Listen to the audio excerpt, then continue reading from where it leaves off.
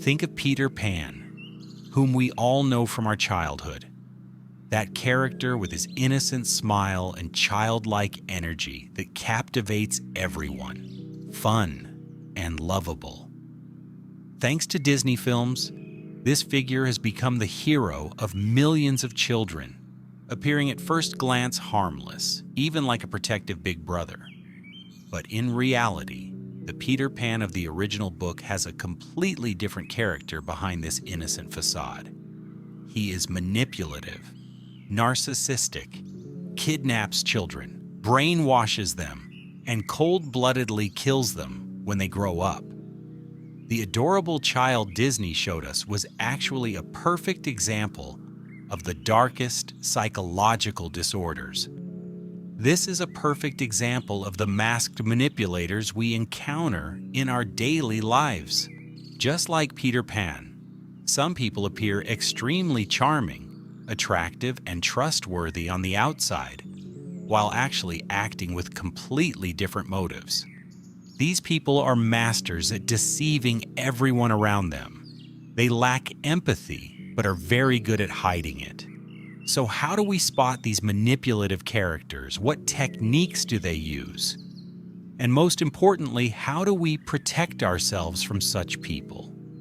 Today I will explain the psychological profile of masked manipulators with examples from real life. The term masked manipulator refers to people who appear extremely attractive, charming, and trustworthy on the outside, but are actually manipulative, self-serving, and have harmful intentions. The most dangerous aspect of these people is that they hide their true character so well that they can often cause harm in people's lives for years without being noticed. In psychological literature, this is referred to as covert manipulation. Rather than displaying overt aggression, these individuals attempt to control people using much more insidious methods. Their weapon is not violence, but charisma and charm. The first fundamental characteristic of these individuals is high social intelligence. Masked manipulators are exceptionally skilled at reading people. They quickly identify the weaknesses, fears, and desires of the person in front of them. They then use this information to control that person. Just like a hunter observing their prey, these individuals observe their targets for a long time, noting their behavior patterns, reactions, and sensitivities. Their second key trait is charismatic personality. These people are usually very attractive and impressive personalities. People feel special when talking to them. It is very difficult to notice the lack of empathy behind this charisma, because they are very skilled at feigning empathy. They use empathy as a tool. They do not form real emotional connections. The third characteristic is excellent acting ability. They can behave according to whatever the situation requires. When necessary, they can play the role of victim, hero, or best friend. These roles are so realistic that they often deceive even themselves. For them, life is a theater stage, and they constantly choose the most appropriate role. Finally, expertise in emotional abuse. They do not use physical violence, but they are masters of emotional violence. They use techniques such as making the other person feel guilty, gaslighting, and systematically destroying the other person's self-esteem. These techniques are particularly dangerous because they are not as visible as physical violence, and victims may not notice them for a long time. When we look more closely at the behavioral patterns of masked manipulators, we see that they exhibit a systematic approach developed from childhood. These individuals usually discover ways to influence and control people at a very early age. They learn through trial and error in the family, at school, or in social environments which behaviors elicit what kinds of reactions. These behavioral patterns can develop particularly in children who experience emotional abuse, neglect, or excessive pampering in their families.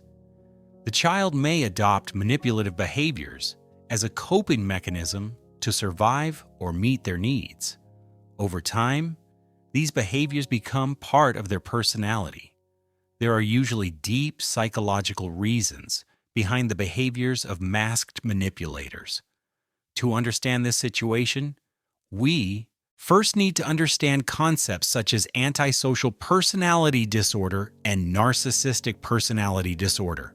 Psychopathy is a condition characterized by a lack of empathy, superficial charm, and antisocial behavior.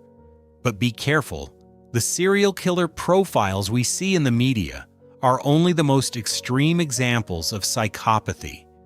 In reality, the psychopathy spectrum is much broader, and individuals at the mild end of this spectrum are those who appear normal in society but behave manipulatively.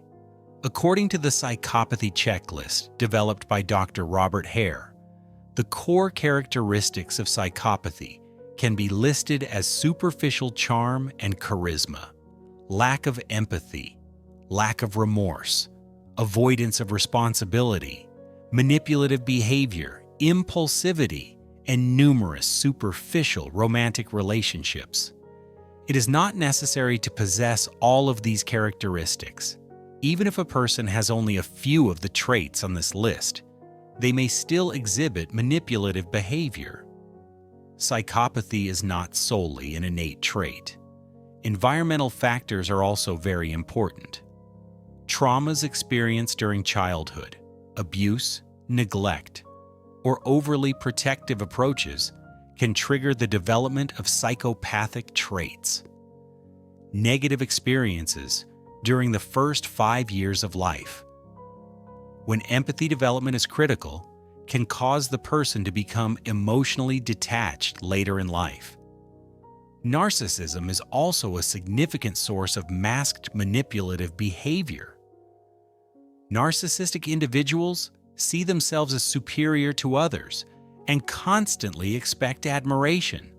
They can become very manipulative when these expectations are not met. There are two main types of narcissism. The first is grandiose narcissism, the type that openly sees itself as superior and behaves ostentatiously. The second is covert narcissism, the type that appears modest on the outside but secretly sees itself as superior. Masked manipulators generally fall into the second category. While appearing very humble, understanding, and affectionate on the outside, they actually try to satisfy their narcissistic needs through covert means. The most dangerous aspect of covert narcissists is their ability to play the victim. They constantly present themselves as people who are wronged, misunderstood, and unappreciated. This role allows them to gain the compassion and support of those around them, which they then exploit. Many masked manipulators have a history of serious childhood trauma. Children who have experienced insecure attachment in particular may exhibit manipulative behavior in adult relationships. Anxious attachment, one of the insecure attachment types, is characterized by fear of abandonment and constantly seeking approval. Avoidant attachment is characterized by fear of intimacy and striving to maintain independence. Disorganized attachment is characterized by both wanting intimacy and fearing it. People with these attachment styles may develop manipulative strategies to feel secure in relationships. In addition to traumatic childhood experiences, excessive pampering can also lead to masked manipulative behavior. Children who had everything they wanted in childhood and were not given boundaries continue to expect the same treatment in adulthood. When these expectations are not met, they try to get what they want through manipulative methods. These behaviors can also be seen in people whose emotional intelligence is underdeveloped. Emotional intelligence is defined as the ability to recognize and manage one's own emotions and understand the emotions of others. People who lack these skills may resort to manipulative tactics in social relationships. Now let's take a detailed look at the basic techniques these individuals use to control people. The first technique is love bombing. This technique is used especially at the beginning of romantic relationships. The masked manipulator showers their target with excessive attention, affection, and gifts. They act as if that person is the love of their life. The purpose of this stage is to create emotional dependence in the other person. The love bombing process is usually very intense and fast-paced. Even in the early days of the relationship, the manipulator claims to have very deep feelings. They constantly send messages, give gifts, make romantic surprises, and shower their target with compliments. These behaviors are so intense and impressive that the target begins to feel very special and valuable. The signs of love bombing are saying "I love you" very early in the relationship, excessive gifts and surprises, 24-hour messaging and calling, saying things like "you're different," "I've never felt this way before," making plans for the future, and bringing up topics such as marriage and children. At this stage, the manipulator really does seem perfect. Every word and every action is calculated, and they say exactly what the target wants to hear. They learn about the target's hobbies and interests and claim to enjoy the same things. This creates the illusion of a very strong bond between them. The second technique is intermittent reinforcement. After the love bombing phase, the manipulator suddenly withdraws or reduces their attention. Sometimes they show a lot of affection, sometimes they act cold. This inconsistency causes the other person to become more attached to the manipulator. This situation is similar to a gambling addiction. You keep playing because you don't know when you'll win at the slot machine.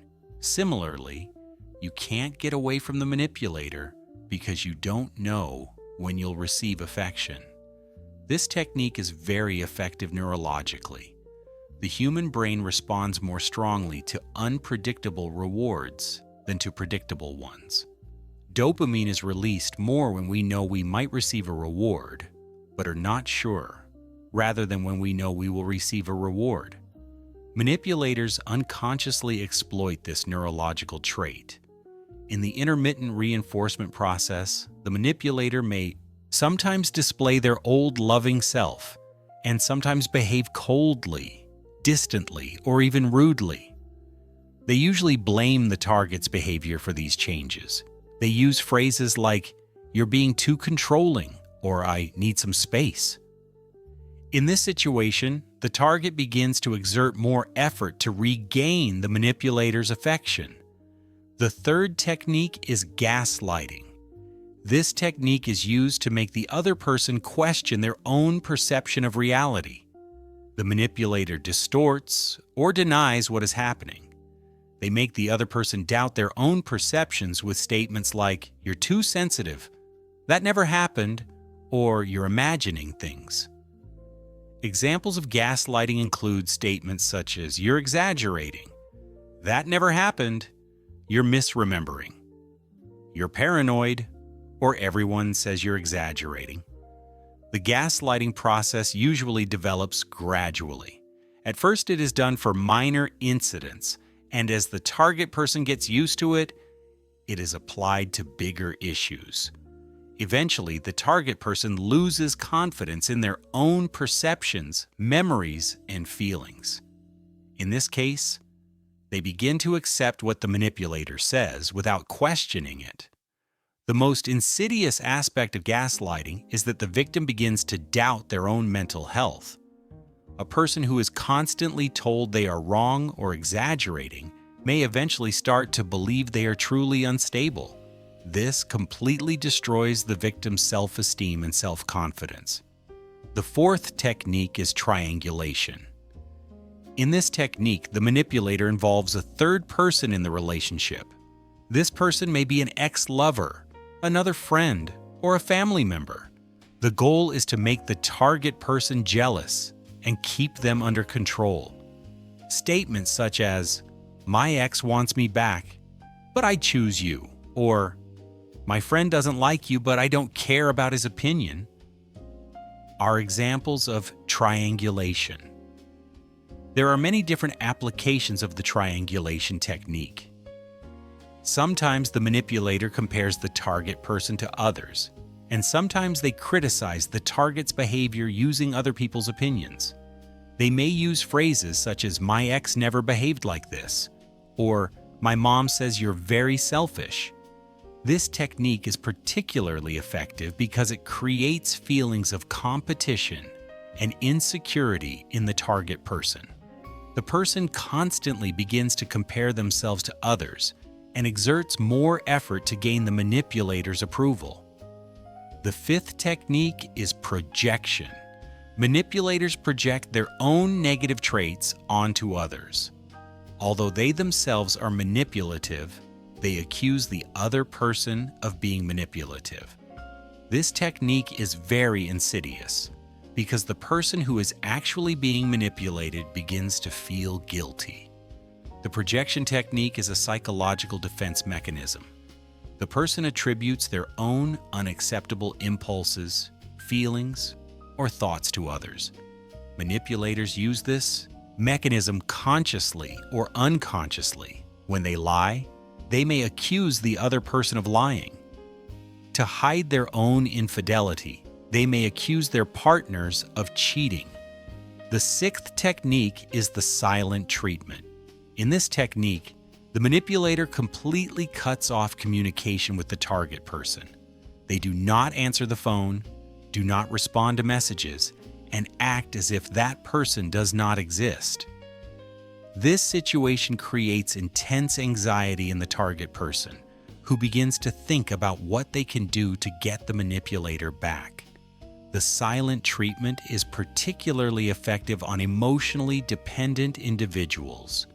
Individuals who fear abandonment may panic in the face of this silence and become willing to do anything to get the manipulator back. The seventh technique is DARVO. DARVO is an acronym for Deny Attack Reverse Victim and Offender. In this technique, the manipulator first denies the accusations, then attacks the accuser, and finally portrays themselves as the victim and the other person as the aggressor. They act on the logic that, "You are attacking me, I am only defending myself." The DARVO technique is used especially by people who use violence. When they use physical or emotional violence, they try to portray themselves as the victim by turning the situation around. This technique is very effective because those around them may not understand who the real victim is. The eighth technique is future faking. In this technique, the manipulator makes promises that will never come true. They make big plans, such as getting married, having children, or going on a world tour, but have no intention of fulfilling any of them. These promises are used to increase the target's commitment. Future faking is a technique commonly used in romantic relationships. The manipulator acts as if they have a long-term future with their partner, makes big plans, and may even plan a wedding. This behavior increases the target's emotional investment and makes it difficult for them to leave the relationship. The ninth technique is hoovering. This technique is used after the relationship has ended or the target has started to pull away. The manipulator suddenly exhibits very loving, apologetic behavior and promises to change. Named after the vacuum cleaner brand Hoover, this technique aims to draw the person back to them. The hoovering process is often very dramatic. The manipulator apologizes with tears, makes grand gestures, and provides evidence of change. These behaviors appear so sincere that many people agree to give them another chance.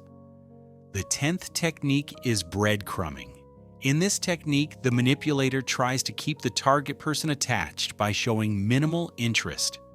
They occasionally send messages like posts or have brief conversations, but never show any serious commitment. This behavior keeps the target's hopes alive. Breadcrumbing is a technique that has become particularly prevalent in the digital age. Small gestures such as occasionally liking posts, viewing stories, or sending emojis on social media can be enough.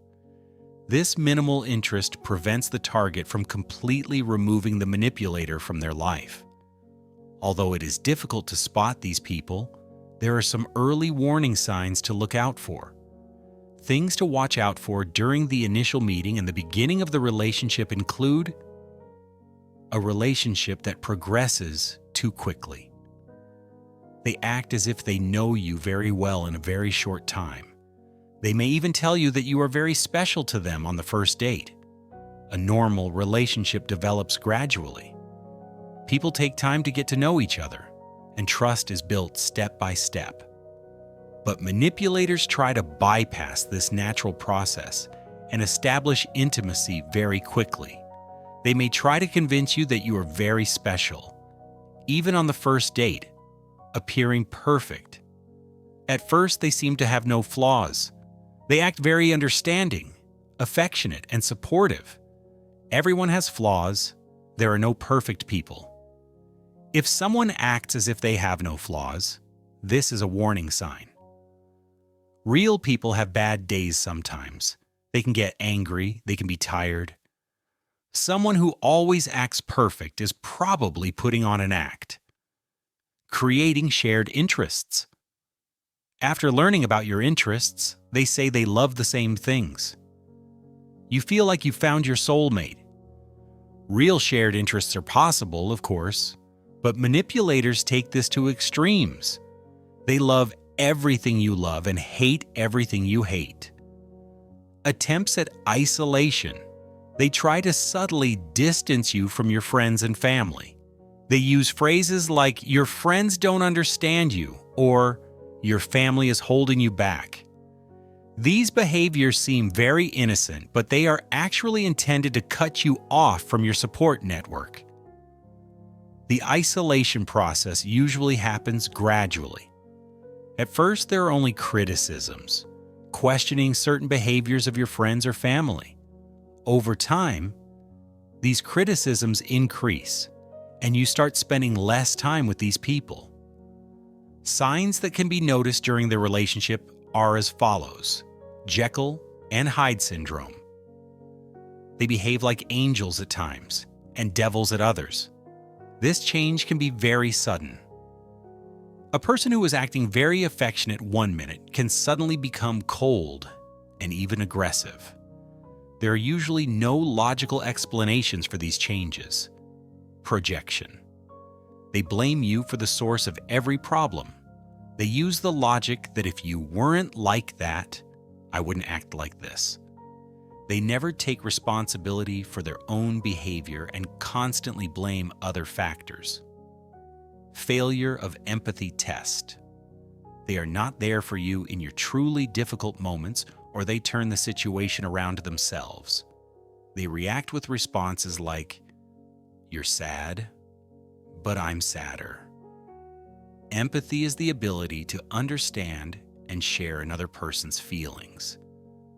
Manipulators fail in this regard because they do not truly feel empathy. They only pretend to. Inconsistent stories. The stories they tell about their past contradict each other. These inconsistencies usually show up in small details. Dates, places, and people can constantly change. Excessive victimhood.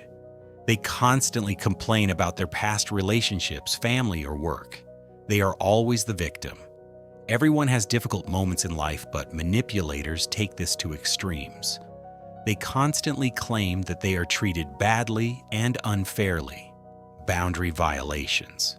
They continue to do things you say no to, but they do it in a very charming way. Boundaries are very important in relationships. There are situations that not everyone is comfortable with, behaviors that not everyone accepts. Manipulators constantly test and violate these boundaries. There are also some clues in the body language of masked manipulators. Coldness in their eyes. When they smile, there is no real warmth in their eyes. When making eye contact, you may feel as if they are wearing a mask. They make excessive eye contact to influence people. Normal eye contact is broken and re-established naturally, but manipulators can make very intense and uncomfortable eye contact. They show fake smiles. A real smile affects the entire face, especially causing wrinkles around the eyes. A fake smile, however, remains only in the mouth area. They display controlled body language. They move very deliberately with little spontaneous behavior. Every movement seems calculated, creating an unnatural vibe. Now let's look at some real-life examples. The first example is a manipulator masquerading in the workplace. When Sarah started working at a new company, she met a coworker named Marcus. Marcus was very kind to everyone, always seemed ready to help, and was a well-liked employee. From the very first days, he began to show special interest in Sarah. "You will add a lot of value to this company," he said. "Not everyone can see your potential, but I can." Sarah began to feel very special. Marcus gave her tips about the job and told her about special projects, but after a few months, things started to change. Marcus began to present Sarah's ideas as his own in meetings. When Sarah objected, he said, "I just presented your idea more effectively. You should thank me." When Sarah realized the seriousness of the situation, she started to investigate. She learned that Marcus had exhibited similar behavior in the past. He had used the same tactics at his previous workplaces, deceiving people and presenting their successes as his own. Later, Sarah learned that Marcus had used the same tactic on other female employees. He would first make them feel special, then use them. But he did it so subtly that most people didn't notice. Marcus had a very high reputation within the company because he only used his manipulation skills against certain people. In general, he appeared very charming and helpful. When Sarah reported the situation to human resources, Marcus immediately used the DARVO technique. He accused Sarah of slander, portrayed himself as the victim, and claimed Sarah was jealous.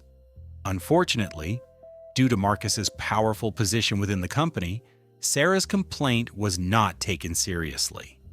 This situation taught Sarah a very important lesson. She learned that manipulators often hold powerful positions within the system and are very successful at protecting themselves. Sarah eventually had to leave that company, but this experience gave her valuable insight into recognizing similar situations in the future. The second example is a manipulator masquerading in a romantic relationship. Emma started dating Alex, whom she met in her group of friends. Alex was very charismatic, made everyone laugh, and told very interesting stories. He treated Emma specially, telling her she was the only smart person in the group of friends. The first 3 months were perfect. Alex constantly made romantic gestures, telling Emma how special she was. He sent flowers every day, planned surprises, and treated Emma in a way she had never been treated before. Emma felt like a princess. But things started to change in the 4th month.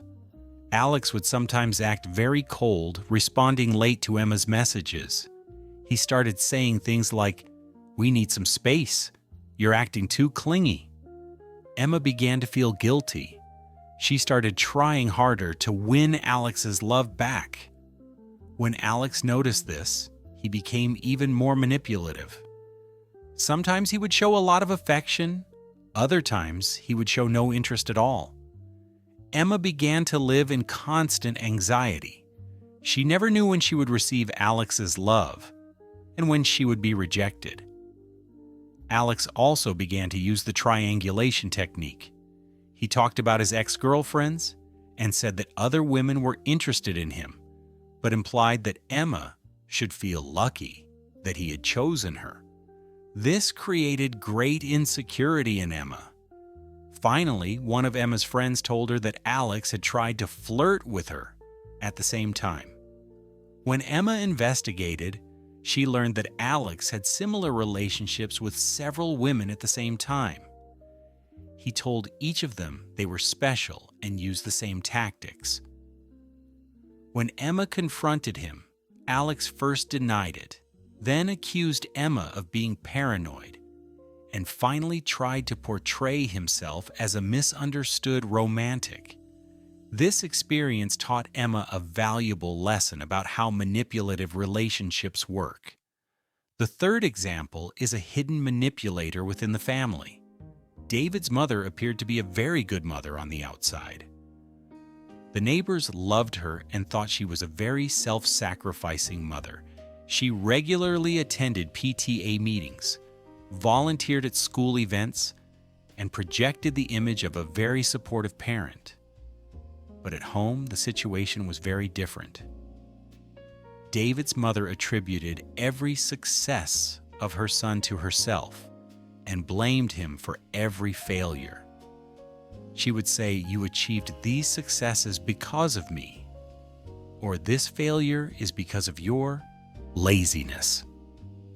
When David was successful, he received his mother's praise, but this praise always contained expressions that praised her herself. When David complained about something, she would make him feel guilty by saying, "You are such an ungrateful child. I have put so much effort into you." According to his mother, every problem David experienced stemmed from his character, while every success was the result of his mother's sacrifice. His mother also constantly compared David to other children. She would say things like, "The neighbor's son does this, why can't you?" creating a constant feeling of inadequacy in David. No matter what David did, he could not please his mother. Everyone looking in from the outside thought this woman was a model mother, but David lived in constant tension at home. He tried to get his mother's approval, but could never be good enough. As an adult, David began to suffer from low self-esteem and a constant need for approval. Years later, when David went to therapy, he realized he had been emotionally abused as a child. He realized that his mother's behavior was not normal parental behavior, but manipulative and harmful. This discovery was both painful and liberating for David. If you realize you have someone like this in your life, there are some precautions you can take. First, the gray rock method. In this method, you act as boring and unresponsive as possible toward the manipulator. You don't give them interesting material, just like a gray rock. You act like an ordinary, uninteresting person. Give short answers, don't share personal information, don't give emotional responses, don't create drama that will feed them. The gray rock method is particularly effective when you cannot completely cut off the relationship. For example, you can use this method if the manipulator is your coworker, family member, or your child's other parent. You need to be patient when applying this method. The manipulator may initially increase their efforts to get more reaction. However, over time, they will lose interest and look for other targets. The second method is setting boundaries. Setting healthy boundaries with manipulators is very important. Learn to say no and be firm about it. Clearly state what is acceptable and what is not. Enforce consequences when your boundaries are violated. Don't feel guilty. Setting boundaries is your right. Be clear and explicit when setting boundaries. Avoid vague language. Use clear statements like, "I do not accept this behavior, and if you repeat it, I will do this." Be consistent after setting your boundaries. The third method is protecting yourself against gaslighting. Document important conversations in writing using messages or emails. Make it a habit to document and record the facts. Talk to people you trust and get insights and ask him an outside perspective. Trust your own perceptions. Keeping a journal is very helpful in this regard. Write down the events you experience, conversations, and your feelings.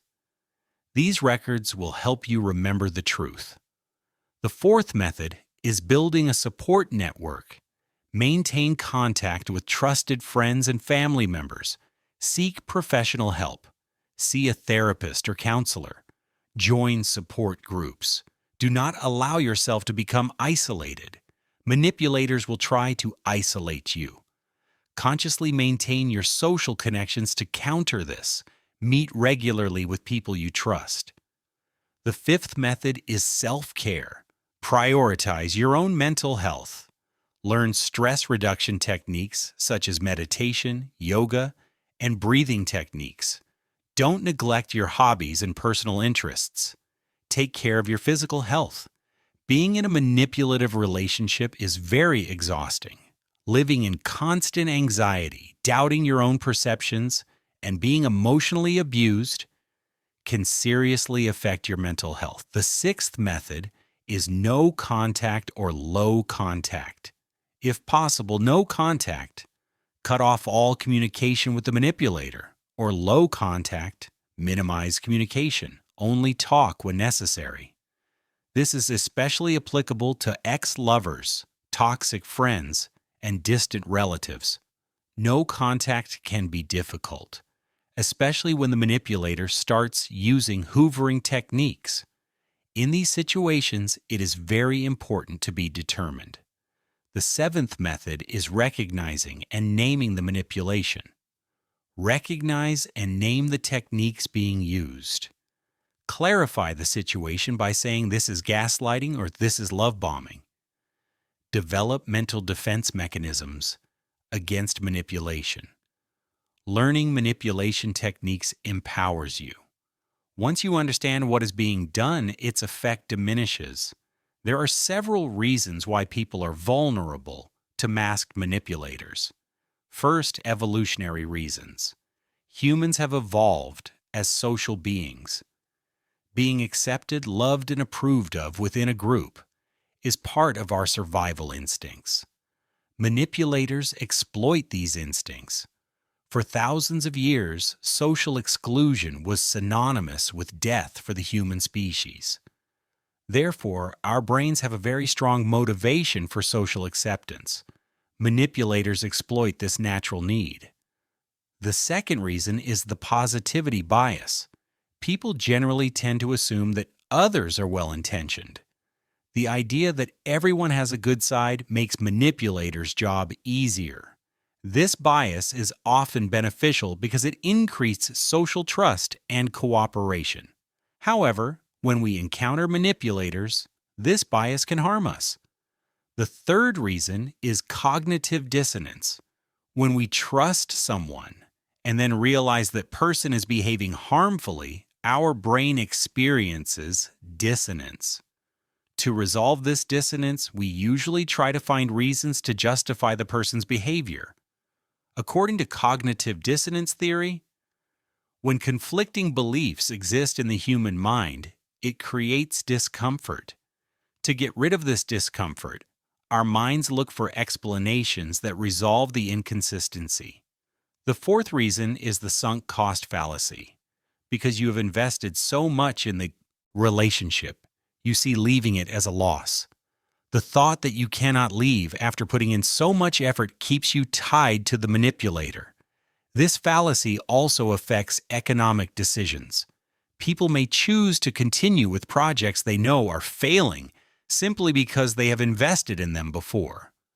The fifth reason is the trauma bond, the intense emotional experience created by the manipulator, both positive and negative, creates a powerful bond. This bond is not logical, but emotional and physiological. The trauma bond is similar to Stockholm Syndrome. In situations where we experience intense stress, our brain activates survival mechanisms and can even bond with the source of stress. The final reason is lack of self-confidence. People with low self-esteem are more likely to be targeted by manipulators. Manipulators sense this weakness and exploit it. It is also necessary to mention the social effects of masked manipulators.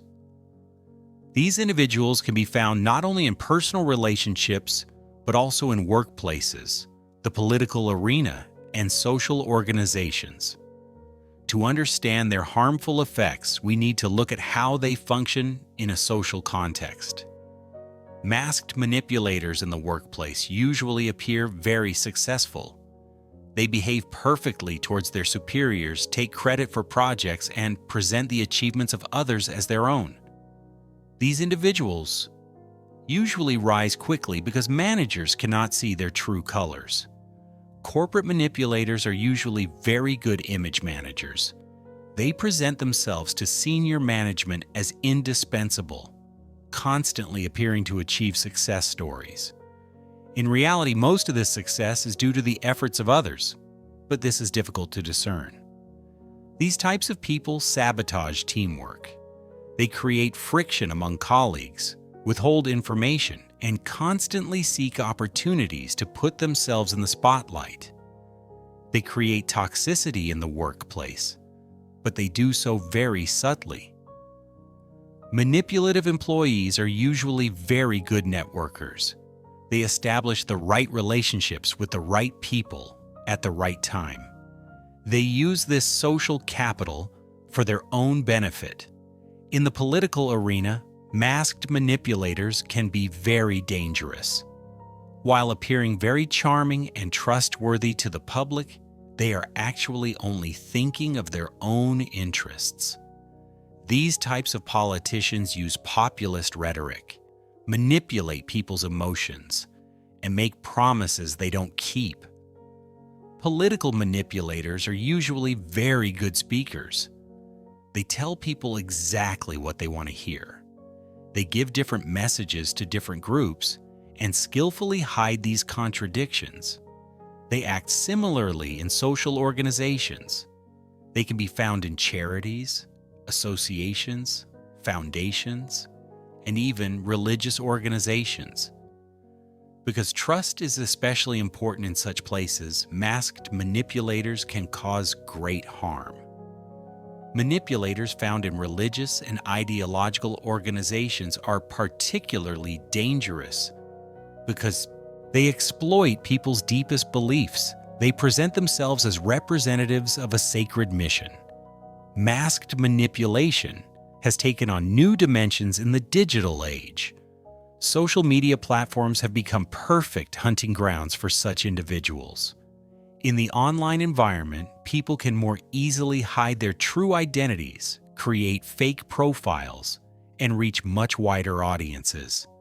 Digital manipulation can cause much more widespread damage. A manipulator can influence thousands of people at the same time. The influencer culture, in particular, can pave the way for such behavior. Online dating apps are particularly dangerous. Manipulators wearing masks can create multiple profiles on these platforms and manipulate many people at the same time. They deceive their targets using everything from photo filters to fake life stories. Manipulation is very common on dating apps. People can present themselves differently than they really are, provide false information, and have multiple relationships. On social media, they usually portray a perfect life. They constantly make positive posts, presenting themselves as very successful and happy. They influence people with these images and initiate the manipulation process through private messages. Social media algorithms can also make manipulators' jobs easier. Attractive content gets more engagement and reaches a wider audience. Cyberbullying is also a form of masked manipulation. They harass people with anonymous accounts and organize group attacks. But they never appear directly aggressive while doing so. Online trolling and harassment usually develop in the form of coordinated attacks. Manipulators convince others to join these attacks. Children and young people are particularly at risk. There are masked manipulators who target children in online games, social media platforms, and various applications. These individuals gain the trust of children, make them feel special, and then exploit them. Online grooming is a very common problem. Manipulators befriend children, gain their trust, and gradually engage in inappropriate behavior. Digital literacy is crucial to protect against masked manipulation. Children and young people should be taught about internet safety, the risks of sharing personal information, and healthy communication in online environments. Parents should monitor their children's online activities, communicate openly with them, and educate them about safe internet use. So can we change the behavior of masked manipulators? Unfortunately, there are not many promising results in this regard. Individuals with these personality traits generally do not see a problem with their behavior. On the contrary, they see themselves as very successful and intelligent. For manipulators, the problem lies with others, not themselves. Therefore, their motivation to change is very low. To change, one must first acknowledge the existence of the problem. It is very difficult to convince them to go to therapy, because in their view, the problem lies with others, not themselves. Even if they agree to go to therapy, they will try to manipulate the therapist. Some manipulators may use therapy as a tool for manipulation. They may say they are going to therapy to show they are changing, but they may not experience real change. However, in some cases, manipulative behavior stemming from childhood trauma can be treated. Early intervention is crucial. Manipulative behaviors observed in children can be corrected with appropriate therapy and family support. Intervention during childhood is much more effective because personality has not yet fully formed. Empathy skills can be developed, and healthy relationship patterns can be taught. In adults, change is much more difficult but not impossible. If the person genuinely wants to change and makes a serious effort to do so, some improvement is possible with long-term therapy. Change is only possible when the person acknowledges that their behavior is harmful. This usually happens after serious losses have been experienced. As a society, there are several things we can do to deal with masked manipulation. First, raise awareness. It is important to organize educational programs on this subject and publish awareness-raising content in the media. The media has a huge role to play in this regard. Instead of content that romanticizes manipulation, content that highlights healthy relationship models should be produced. Second, we must develop the emotional intelligence of children and young people. Schools should provide education on empathy, healthy relationship skills, and personal boundaries. Emotional intelligence is not just about recognizing one's own emotions, but also understanding the emotions of others and being able to build healthy relationships. Third, we must create a culture of healthy communication in workplaces and organizations. It is important to increase transparency, strengthen feedback mechanisms, and clarify ethical behavior rules. Corporate culture is very important. Cultures that reward manipulative behavior must be changed. Fourth, Enact legal regulations. It is necessary to enact legal regulations that prevent manipulation and abuse, especially on digital platforms. Laws related to online manipulation and abuse must be updated and made enforceable. Fifth, provide support to victims. Support groups, counseling services, and rehabilitation programs should be developed for victims of manipulation. Special support should be given to victims' recovery process because the effects of manipulation can be long-lasting. When we encounter masked manipulators, the most important thing to remember is that this situation is not our fault.